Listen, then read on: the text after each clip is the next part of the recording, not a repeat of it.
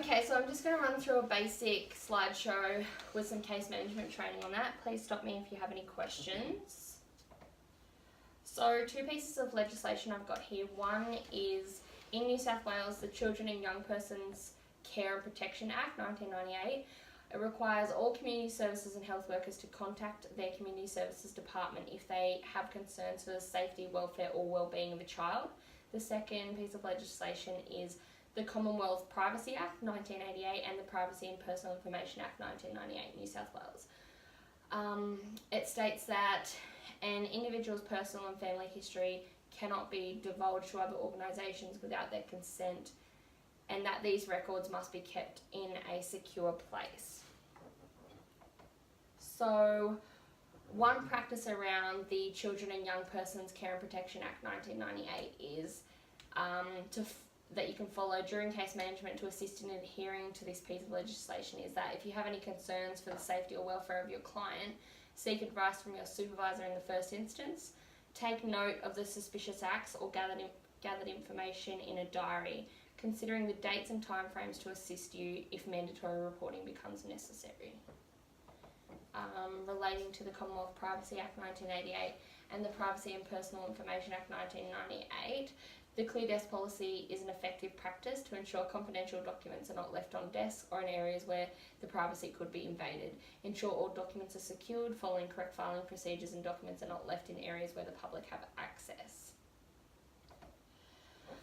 Some Code of Ethics / standards. The community worker, 1, has an obligation to treat clients with dignity and to safeguard, promote and acknowledge their capacity for self-determination. And 2, the community worker will maintain a professional relationship with clients at all time and disclose any out of hours contact or social media contact. So relating to the updated legislation on the use of mechanical restraint, seclusion, physical restraints and other practices, as you can see here, we've got all uses of mechanical restraint must be approved by the chief psychiatrist. Patients under mechanical restraint must be continuously observed. The offence of using seclusions other than in accordance with the Act applies for all patients in an authorised mental health service. So I will supply you with this slideshow after, and you can have a read through that further. So regarding to the updates on the Reach Out record keeping policy, so this policy applies to clients, stakeholders and staff of the Reach Out Services Incorporated. So Reach Out Services Incorporated is committed to collecting, keeping and disposing of clients' records in ways that protect our clients' privacy, ensures their confidentiality is maintained and enables us to provide the most appropriate service to each client. So access to client records. As all client information is confidential, all client records will be stored in a secure environment at all times, and only authorised staff will have controlled access to these client information and records. Accessing the records will pose a serious and immediate threat to the well-being of the client. Accessing of records would be a prejudice to an investigation of suspected unlawful activity. Accessing of records has unreasonable purpose. Disclosure of client information. So information contained in a client's record will only be disclosed with the written consent of the client, parent or legal guardian, specifying the information that is to be released, except for non-identifying data required by funding bodies and by a government department for planning purposes.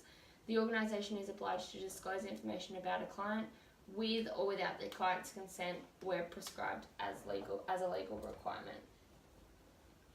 There's information following record disposal. Okay, so we'll look at now consulting and communicating with different workers in the workplace. So when communicating with co-workers, it is a best practice to be able to communicate with your colleagues to assist with personal and team performance. The way that you approach these communication techniques will depend on your relationship with your co-worker, however, should remain professional. Consultation options can be email correspondence, one-on-one interaction, team meetings, organisational meetings, or telecommunications. When communicating with managers, it is important to be able to communicate and consult with managers in your workplace, to be able to report issues, escalate issues and seek assistance when required, Processes on how your management team prefers to handle consultation should be discussed and clarified when first commencing the position.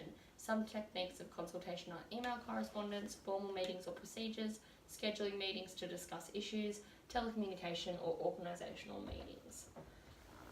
When communicating with culturally specific workers, you should ensure that you are aware of their culture and practices, respecting that their approach and acceptances may vary from your own. To address this, you must remain culturally sensitive within your workplace and be understanding to operating practices of each individual co-worker. If you are unaware of how to approach a culturally sensitive situation, it is best practice to speak with the worker themselves or approach your supervisor for advice on how to handle the situation accordingly. Ideally, you deal with all workers in a respectful and ethical manner. Okay, so some Reach Out Services Incorporated has policies and procedures in place for stakeholder engagement. Organisational stakeholders include the following. The model has 5 steps to consider. Consider the organisational objectives and its relation to stakeholders. Identify the issues and stakeholders required to address these issues and identified. Determine the level of engagement required with the stakeholder. Analyse existing relationships and resources and organisational needs. Decide how you will collaborate with the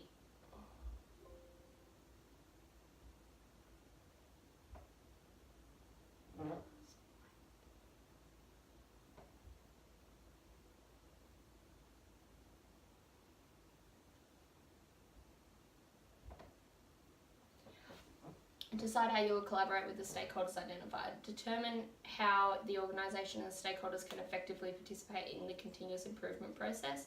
Identify the engagement techniques that will address the objectives and seek feedback on the results of the engagement.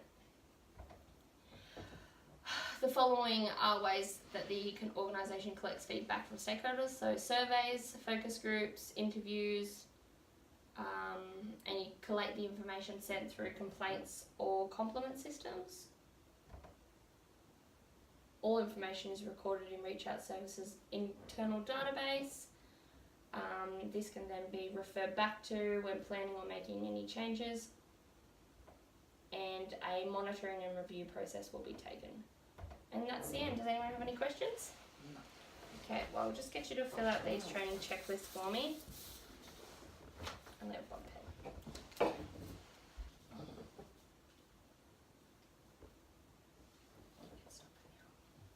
Okay, thanks for filling out those.